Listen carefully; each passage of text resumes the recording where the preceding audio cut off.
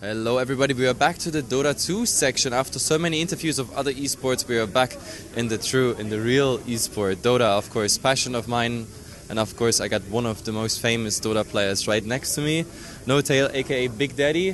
What is it you prefer at this point? It's whatever people want it to be. If you prefer Big Daddy, if you prefer n0tail, if you prefer both, or a whole other option, you can call me what you want. I also saw on Twitter you choose both, I think, and it's the best compromise. Either way, guys, I'm of course here doing this interview on behalf of GosuGamers, and we want to talk a bit about what happened in the Dota tournament. Right now, there's still the Chinese final playing. Cloud9 did an amazing job, but then they encountered IG. So let's talk a bit about the storyline of the tournament. I mean, you had Tinker, Vigi, Tinker, and then IG. And out of all these games, what were your highlights? Because it looked really good to me. I was almost able to follow all the games, but in the end, IG was kind of upsetting. And of course, people will be disappointed, but then again, IG, the performance is very decent. Well, for us, the storyline kind of goes like a very tough first game. We felt like it was an uphill battle from the beginning. We felt like better teams would have used the draft that they had against our draft to a greater extent. I'm not sure if we should have won that game, but we did play insanely well at certain points of the game. The way we stalled the game, the way we were able to actually take the fights when they tried to break high ground. I'm very proud of what we did, and I think we're all very satisfied with how we played that game. That was an uphill battle from the beginning, like I said. After that, the second game we go on to win kind of with ease. We start encountering harder, like one of the hardest opponents I think you can find in the world, which is Vici Gaming, and those guys, they're insanely good. We felt very pressured because I think it's a subconscious thing about playing someone as good as they are, that you will play worse, but at the same time, like, they just play super good. So after that, we go to loser bracket. I believe we faced Alliance first, and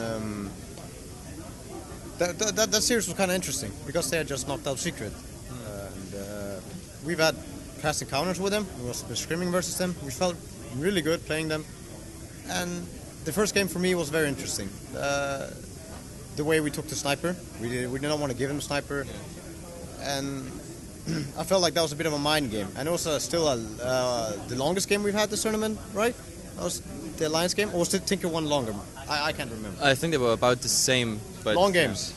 Yeah. And that to me was a pretty impressive game. I felt like I could have made sure that this game went as smooth as the second one, almost. But after winning a game like that, Alliance seemed to have, like, not given up, but lost belief in what they used to play and how they felt like they could win better. I mean, it's just from my perspective, that's what I felt like. So after that, we go on to face Tinker again, and I don't really know. We were feeling really good, really confident. After playing good teams like Vici, you look at teams differently, and we felt like we would easily take on Team Tinker, and we did. So that actually helps to go against a stronger opponent earlier, because then when you face other teams you might know, you already said there were scrims, for example, then you go with more confidence into those games? I think people would take a loss differently, but like, we look at the way we played against Vici and the games, how they went. Like, they actually pressure you from the get-go. They do stuff from the beginning to the end. You go against the worst teams, they might not do anything with what they're given. Like, they don't take their opportunities, they don't go for any kind of pressure. So the second time we played Team Tinker, we felt much more confident, and it felt like our more normal games. This was loser bracket finals, and we know that we dropped the ball here, we're out, so we go up against IG. First game, I think this was one of the hardest out drafts we've had in a while. I mean, we might have something similar to this tournament, but this first game was so ours. And IG did not crumble after this first game. Yeah. They came back strong second time around. Second game, though, against IG, that's tough. That's something we're going to remember, probably for a few years. And yeah, that's that. We couldn't break high ground. Their lineup was better late game. Yeah. Many mistakes, and But it's something we feel in this patch quite often, that a team has like a decent performance. Like some people say, oh look, I just looked at the kill score, everything looks fine, the map was like under control. But then comes this huge barrier, the high ground, which in this patch especially is now really sometimes an upsetting stage of the game. I think it was one barracks you could break, and from there on it just went downhill, and IG recuperated from everything that happened before in that game. We do not blame the patch. I think we blame ourselves only. If you were to blame the patch here, I think you're stupid for playing the game, really, because this patch has been around for so long. Yeah. We understand what we did wrong. We understand that breaking high ground is a part of the game. This is defense of the ancients. It's not let's kill this other guy. It didn't really go bad after we took the racks. What happened a bit earlier in the game? That's kind of when we dropped the ball. We at one point took the tier 2 mid. Before breaking the Raxus. I hope I remember this correct. And then we stopped pressuring. We stopped using the way we drafted our lineup. We didn't use it optimally. I think we could have easily won this game with the same draft. We would have remade the game. La-di-da. But that's I mean, from a viewer perspective, I watched that game. It really felt like someone popped a balloon. Like steam is out, but then again, we also saw other teams like applying that kind of aggressive pressure because they think they have to push forward. But sometimes that also leads you, of course, taking a high risk, and then maybe the team strikes back. So it's always hard. In this position, this specific game, it's always hard to make this call. Like conservative play, holding back and striking when it's time, or going aggressive, keeping the pressure up, but maybe taking one or two more risks. So that's, I think, the decision every drafter, captain in this, or shot caller, or whatever you want to call it, has to make. And it's not an easy decision. It's not only up to one person. Of course, everybody has to listen. Everybody has to already kind of understand what the person means when he says one thing. But this is something that happens at every LAN tournament that has good teams. People will start taking pokes at each other. We had some long kind of stalls at Roshan, like standoffs. Nobody was doing anything but taking their positions and all of that. And I guess we kind of crumbled before IG did. And IG took a lead. They got the Aegis. And after that, LAN tournaments are a whole different thing from like taking a single game. The whole tournament is like how to win a tournament and how to win a game, two completely different things. And after losing a game like this, the third game looked very hard for us. We were, I guess I can use the term, out of steam. We didn't feel the same amount of confidence as we did before. But already being in the loser bracket, we put ourselves in this position where we lose to IG and now we're out. Yeah. I mean, the loser bracket is sometimes a curse, sometimes a blessing. It kind of depends who is dropping down with you. Also kind of depends on the team. I mean, if we look back a year or so, Navi was famous for going in the loser bracket very early and then suddenly ending up in the finals. Good teams have a tendency to turn the pressure into something good, and that is going the loser bracket and going through. Yeah. That could be a thing for good teams. Knowing that LAN is always like a special environment, pressure on the team, also the teams change something, maybe save even certain draft strategies or approaches to the game. So any special preparation here for the Starladder event? I think we had really good preparation. This has been some of the more comfortable preparation, that I've had. Like going into the tournament, I can say I feel good about what we trained before this. It did kind of show, but at the same time, some regrets about not doing, like going through with certain things, but it's not easy. Like you wanna say that you can play safe, solid against all teams, but to win a tournament, you sometimes can't. So you prepare certain things, and I don't feel like we used all we had. Like we didn't fire all our barrels, but I'm still very happy with how we prepared, and I think we learned a lot this LAN also. Yeah, I mean, losing is never fun.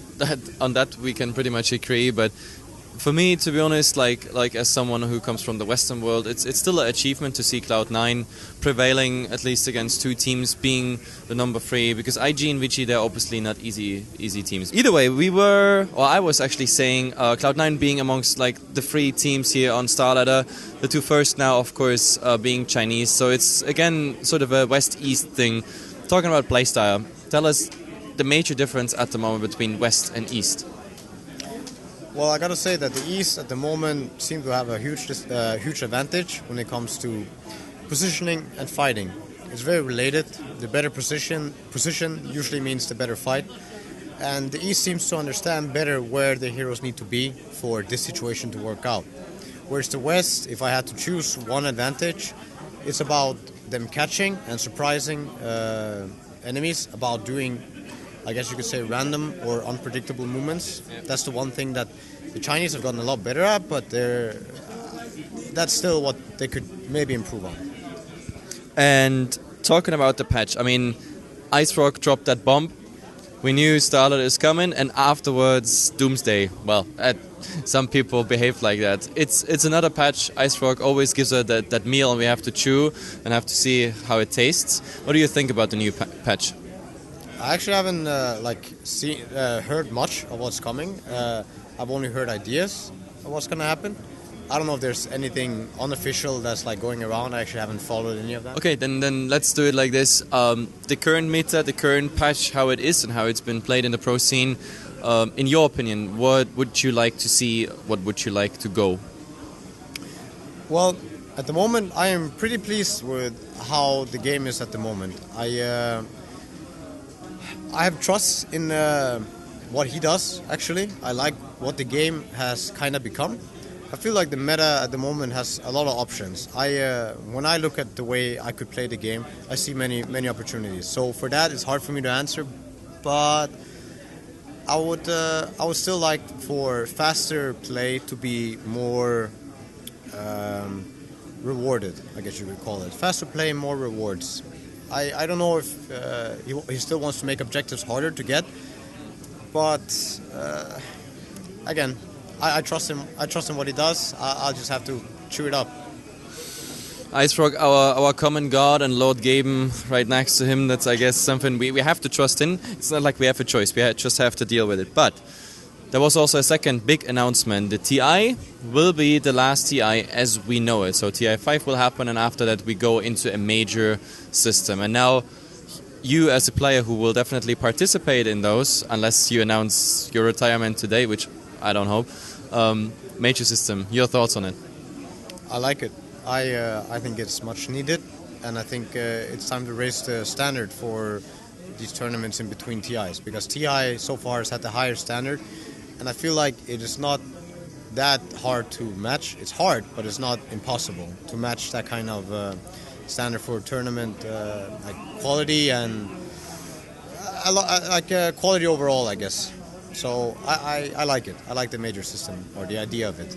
Yeah. Generally, the major feedback on the major system is kind of good. I guess also because we saw it in other esports already working out, without mentioning them right now. But there's, of course, also maybe the other side of the medal. There's to every esport, which is also important to get the youth, the young player, to engage with the game. Tier 2 tournaments or smaller tournaments and stuff. Do you think this more spread out system of tournaments will actually harm them? It's hard for me to say. I haven't given it too much thought. I would hope that everyone gets their shot at getting to where they want to be in Dota. And I think everyone has it. It's about not giving up. It's always been about that. For us, we did not have an easy time starting in Dota 2, coming from another game. But we didn't give up. And we eventually made it. All of us. So we've all had our good shares in Dota tournaments, and I think everybody can if they really, really want to. So I think this major system might be better, might be worse. It's hard for me to say. I haven't thought about it too much.